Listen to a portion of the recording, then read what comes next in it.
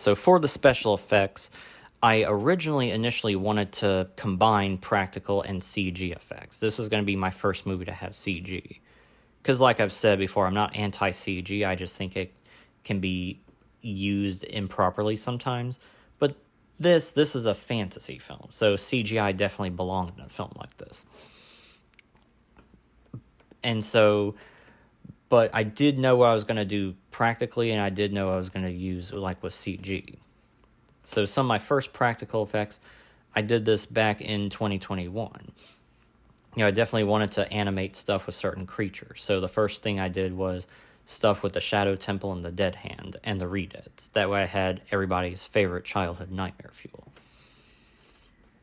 And here you can see I have, some photos that I would, use for the miniature chroma key shots. And you could definitely see that, this is the stop motion Dead Hand. Basically, I used off-white clay. I didn't want to use clay that was too white. And to add the little bloody spots, I just got a bit of red clay and kind of rubbed it in certain areas, so that way it looked pretty authentic. And then there are some that I had to build later on, especially at my apartment. So for this Lizalfo, basically I used a type of brown clay that had a glossy color to make it look like his leather-ish armor. And I used a type of dark green clay to make the arms and legs and head, and I had to make individual beads. And of course I had to add like a lighter green for the underparts, especially on his chin. And this was very, very painstaking. But I eventually got it done, and his tail kind of served as a balance. And I animated that as soon as I built it, because I knew it wasn't going to last very long, which, as you see, it definitely doesn't.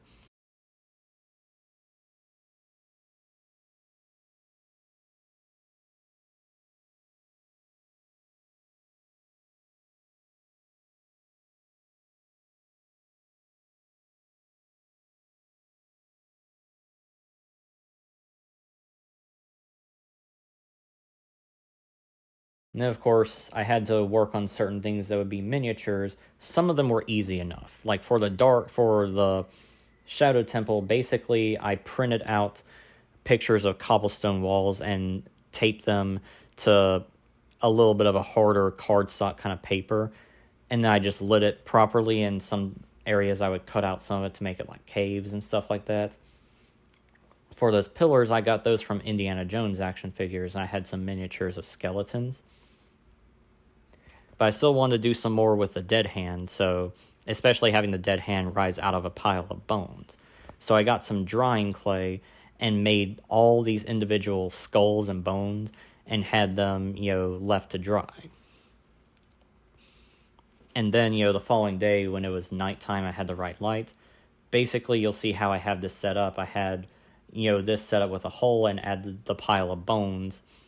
And then I just filmed the Dead Hand stop motion model coming out and making some of the bones shift, so that way it looked like he was coming out of a pile of human remains, pretty much.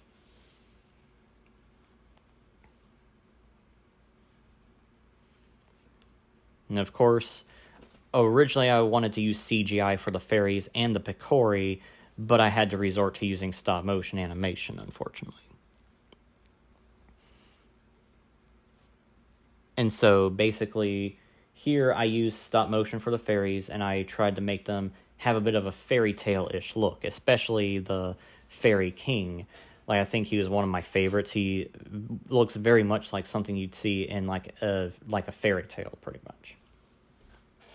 And for the Picori, I used some reference photos, and I had to find a way to make them look realistic, but still kind of cute.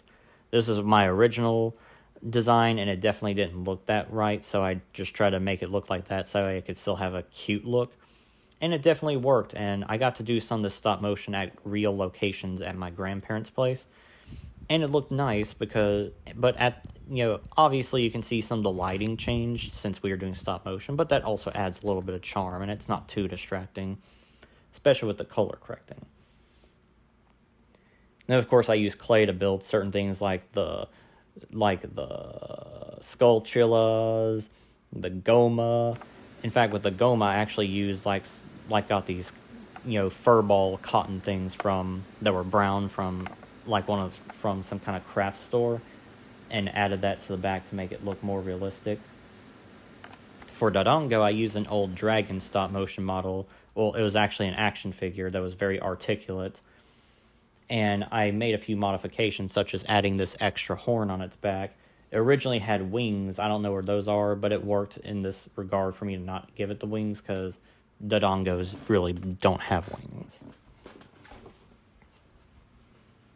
And for the Baga tree, I was trying to think of how to do the Baga tree, but in the end, I decided to use this method where I had this flat piece of clay that was designed to look kind of like tree bark, and I added that mouth and nose because I didn't want it to look too realistic. I wanted to have a stylized look, so that way it looked very reminiscent of something from a fairy tale or a fantasy.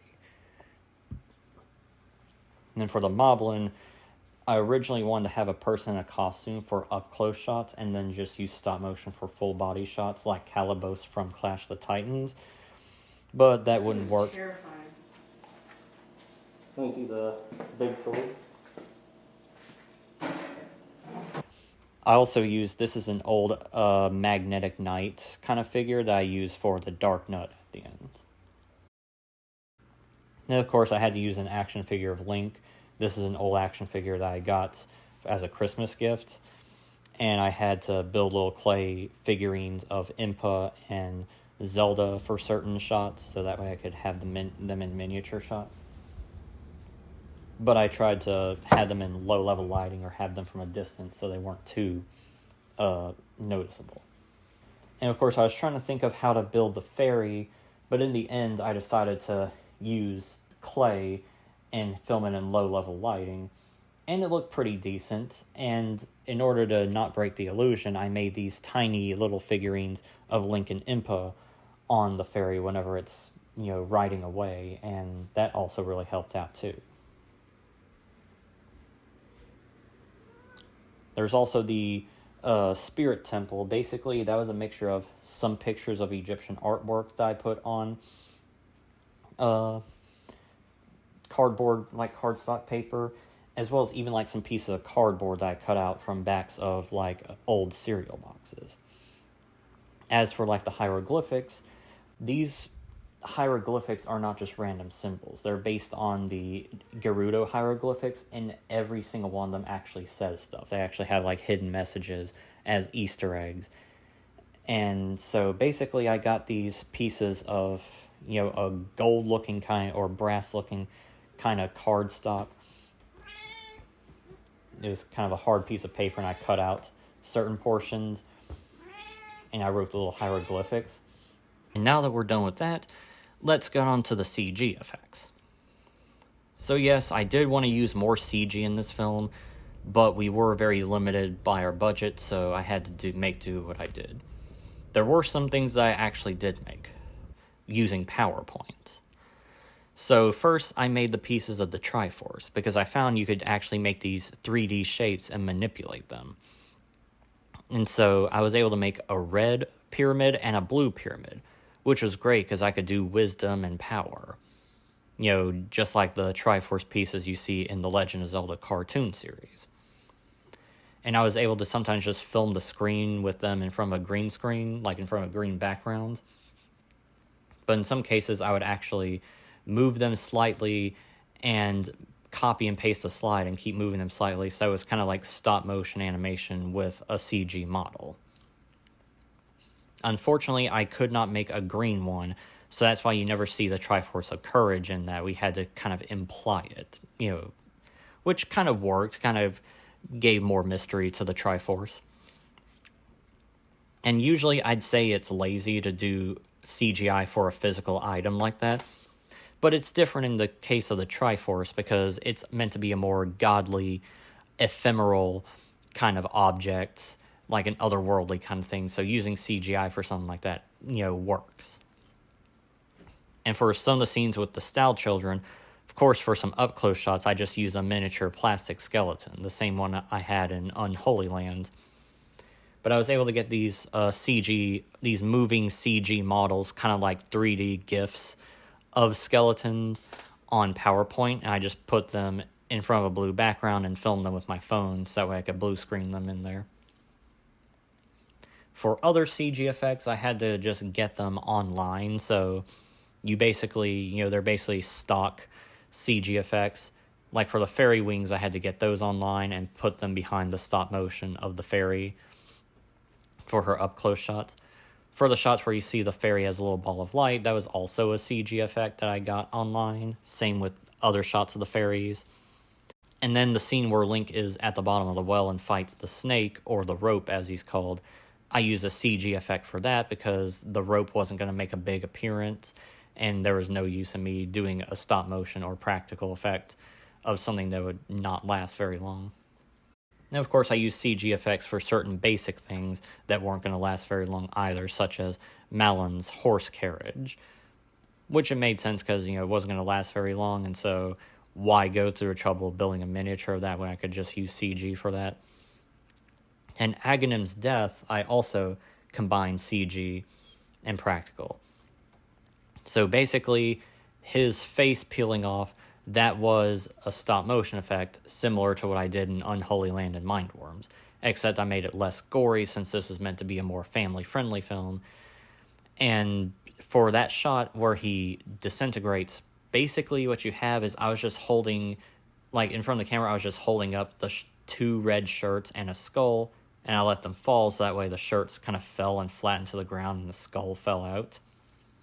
But then I added CGI of like a poof of dust coming out, so that way it looked like, it made that really good impressionable image of Aghanim just disintegrating into absolute dust.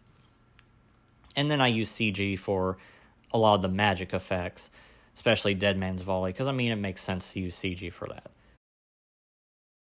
And so yeah, that's a look into the special effects I did for Legend of Zelda, the miniatures, the stop motion, the CGI, the set construction. And I'd hope if anybody else ever wants to do a Zelda fan film, I hope this could be influential to you guys.